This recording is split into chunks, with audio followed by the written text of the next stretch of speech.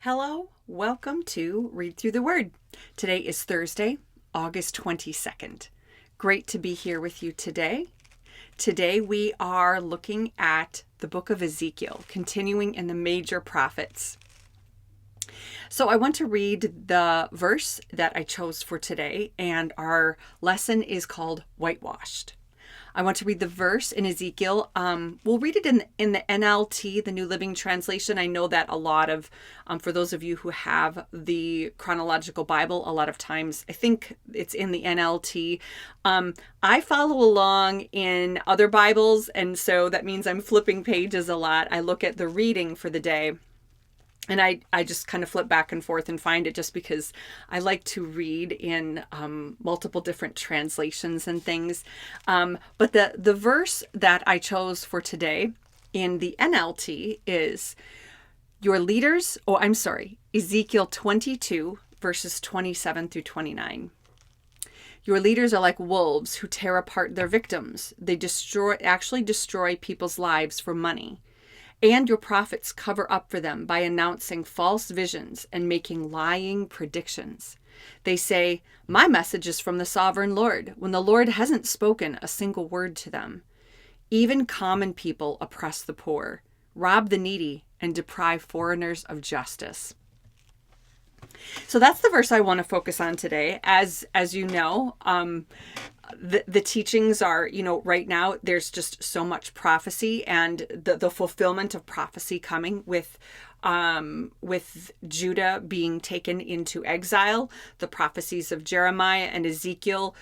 People can see that they are happening. This is happening, right? What the prophets, what God has warned through the prophets for many years is coming to pass.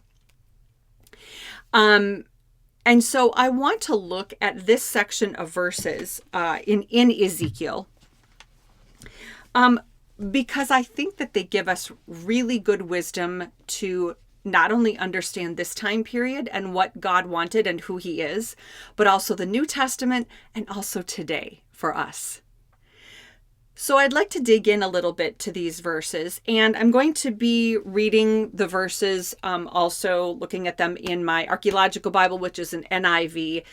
It could be an older version of the NIV, so if you looked up, for example, if you went on like Gateway Bible and typed in NIV, sometimes it's different from my Bible, so this could be a bit older version of the NIV. But I want to zero in again on Ezekiel chapter 22, verse 27, because I want you to hear this verse in this version. I thought it was a really interesting translation in this particular version. So verse 26 says, "Her priests do violence to my law and profane my holy things." Violence. So the very people who were to uphold the law, right, were the people that were causing the most harm. Violence, in fact. Violence is not just physical. And was there physical violence, happened during this time? Yes, but violence isn't always physical. Spiritual violence, financial violence, emotional violence. They were committing spiritual violence because they were supposed to be upholding the law. And instead, they did violence to it. Those are pretty strong words. On to 22:27, it says, "Her officials within her are like wolves tearing their prey. They shed blood and kill people to make unjust gain." So again, those who were supposed to protect disguised themselves like, "Oh, look, yeah, we're great. We're the leaders. We're taking care of you. We're just like, they disguise themselves, right? They're wolves in sheep's clothing." So in order for, and we have warnings about wolves in sheep's clothing in scripture. In order for a wolf to look, to get away, right? To kind of disguise themselves, they have to try to pass themselves off as sheep as well. Oh, we're shepherds. Oh, we're part of the sheep. We're taking care of you. So they try to look like they are, that they are a part of it too. That they are doing what they're supposed to be doing. That they actually care for the sheep. And it's sad because that takes a lot of effort. In other words, when someone in a congregation is actually a wolf in sheep's clothing, that actually takes a lot of effort for them to look like something they're not, to uphold this image, to try to pass themselves off as something they're not. And that takes effort. And I feel like the word violence and the word, wolves tearing their prey, I feel like that fits when you see it that way. These people were not inadvertently just making a mistake. They weren't just imperfect leaders. They were actively taking on a role of deception. And they had to think through that role so that they could look the part. And I want to go to Ezekiel 22:28. It says, her prophets whitewash these deeds for them by false visions and lying divinations. They say, this is what the sovereign Lord says, when the Lord has not spoken. Now, I don't know if it jumped out at you when you were reading it, but that word whitewash, that jumped out at me because we see that again, don't we? We see it in the New Testament. Before we see it in the New Testament, I want to read something from you. And this was just a really great perspective. It's in the Archaeological Bible, which I've linked in the notes. It's talking about the term whitewash. And this is what it says. Untempered mortar was mortar made of clay instead of slaked lime.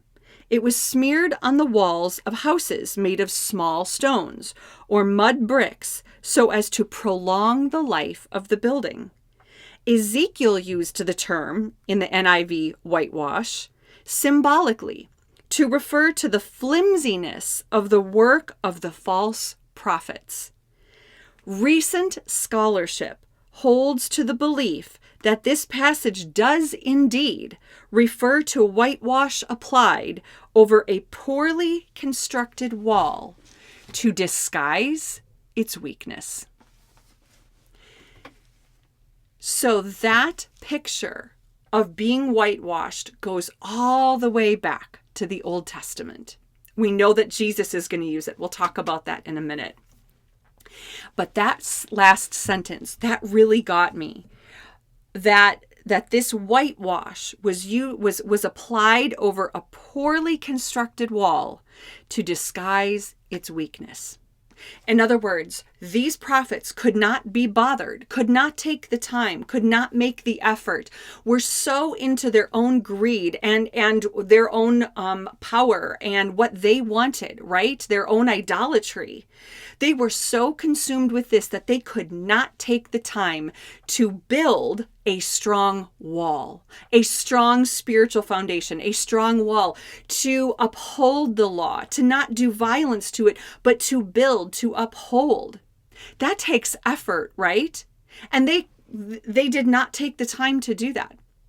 Instead, they did a lot of things to look good on the outside, to retain their power, to retain their image, to retain their authority.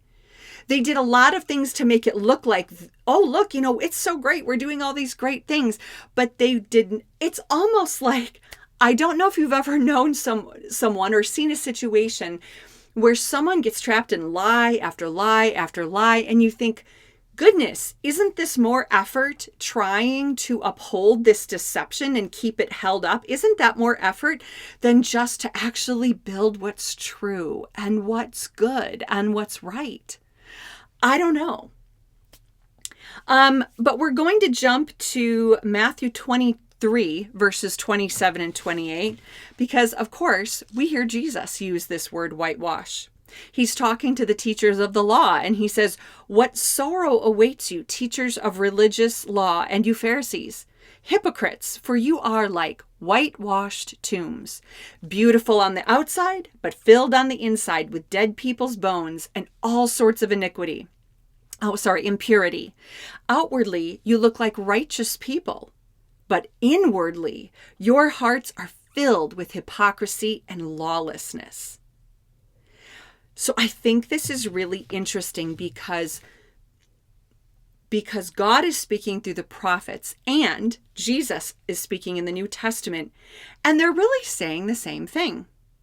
That these religious leaders have constructed, their spiritual walls were constructed of violence, greed, oppression, idolatry, legalism, not love.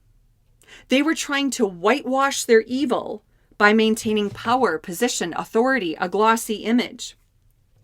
And what's interesting is it seems like they're on different kind of sides of things, but really they're the same. I'll explain. So in the Old Testament, we have, there was so much defilement of the temple, pagan gods in the temple, pagan worship in the temple, pagan worship, we talked about this in a previous lesson, pagan worship and worship to God on these high places becoming intermingled, pagan worship becoming mixed in with how God told his people to worship. And there was this, again, through the prophets, just this call to, you're oppressing people. You are defiling the temple. You're going after all these idols. You've totally forgotten the law. You've forsaken the law, right? But when we flip to the New Testament, it's almost like they've done a 180 because these people have been in exile, right? They never want to end up there again. So when the people come back, and we'll read this under the leadership of Ezra and Nehemiah, these people do not want to experience this again. And so over time, it almost became, instead of forsaking the law, it almost went to the other extreme at times, not for everybody, but in some religious leaders and groups, became that the law was not just forsaken, but now the law was an idol in itself. And so you have the Pharisees and the teachers of the law during Jesus's time, and they've kind of swung the pendulum far to the other side. They're saying, this is the law. We must uphold every little last dot of this law and have all these rules to make sure we are perfect, that we don't mess this up again.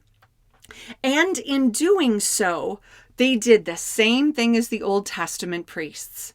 They did violence to the law because the law that they were trying to uphold among the people was not out of love. It was not out of love for God and love for people. It was out of, we've got to maintain this. I've got this power. Everybody needs to follow this. And it was legalism.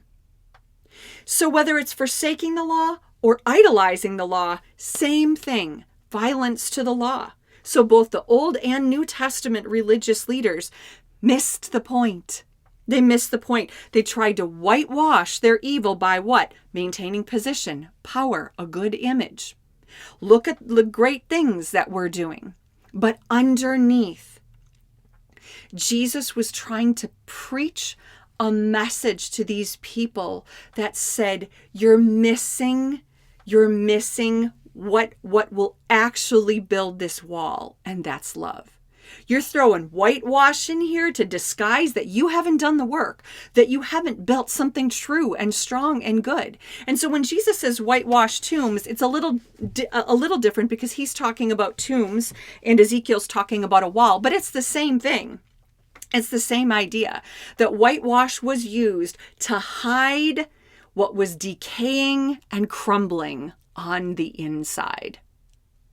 The whitewash was hiding what was decaying and crumbling on the inside. And Jesus was like, you can't hide that. I see it. And the prophet Ezekiel was like, you can't hide that. I see it. God sees that. And I thought about this in our churches today, in the church, just we are the church. Yes, there's individual churches, but the church is all of us, right? In church today, the Bible we love the Bible. We're here every day digging in and studying it. And it's precious. But the Bible is not God. The Bible points us to God. The Bible guides us within the context of a relationship with a loving God. Church leaders are not God. We are all a kingdom of priests and co-heirs with Christ together. And so when the law is either completely forsaken or upheld to the point of idolatry, neither one is going to lead us where we need to be. Because the Bible, used apart from a loving relationship with God, could be used to tear people down in a way that God never intended. So, as a church, what do? How do we look at this differently?